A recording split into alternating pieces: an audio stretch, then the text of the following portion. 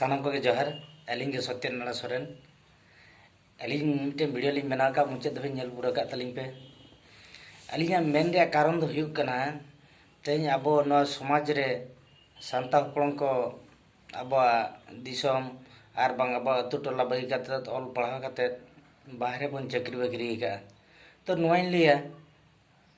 सिखनत काते अब अड़ी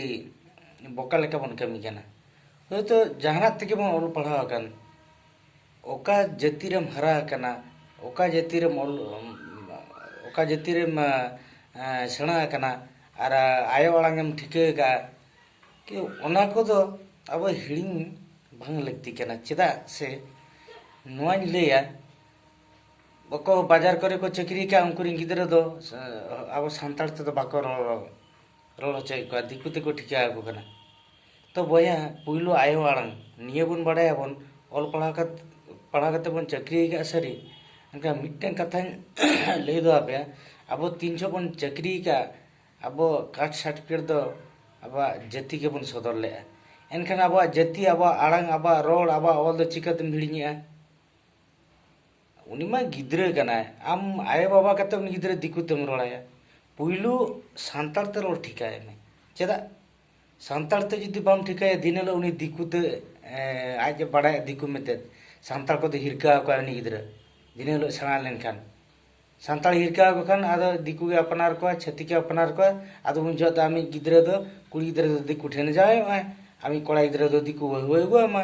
तो नोआ भूल आलो पे कमिया नोकन नेटकेटोने बड़ी आलो पे कमिया जतो संताल बया को नेहरा पे कना चक्री बकरी का अपन बाहरे रे अलिंग बाहरे लिंग चक्री का एनखान पुइलु दो अबरन गिद्रे दो संताल तक बन ठिका को आयो आड़ांग खन सेना आड़ांग बचुनी दिकु दे मेन दड़ा है जहान कथा के ले दड़ा है मैंने हे चे 18 ते पेरो पड़ कना 18 दो बांगा नवा बन बड़ा दो का संविधान रे अष्टम परिच्छेद अब संताल बा ऑलचिकी ऑल स्थान नाम का तो नवा बड़ा दो का पे निदा अब संताल ते गोटा ऑल इंडिया रे अब संताल बहा को ऑलचिकी अब संताल ते को रोड़े आर को जतो रे डेवलप इती कना तो ओनाइन माने जतो बहा को ठेन अब नवा बड़ी आलोबन कमिया अब गिद्रे पुद्रे को संताल ते के पुली रोड ठिका को पे ऑल दो ओको ये जहाना भाषा आर बांग जहाना आड़ांग ते पढ़ा रे ओना दो माना दो बांग कना ना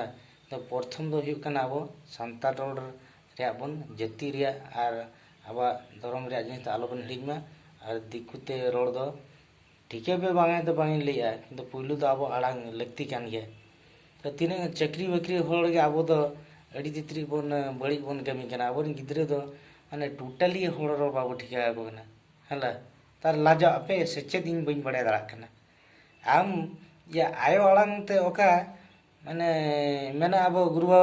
ते ओल ले आय से ओकोय ओल का ओना बइन ठिका दड़ा कना जे ओना पढ़ाव ले थान जाति जाना माय ढोड़ा रे न्यूराकान दाया किचो राग बाचमातेन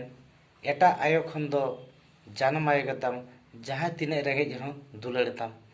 तो नोआ कथा नोआ मेहनत रे कथा बुझो ताबन बे मा सना को के जोहार अलिया वीडियो पे खुशी के आपका लाइक पे कमेंट पे और सब्सक्राइब का तीन पे मा तबे जोहार।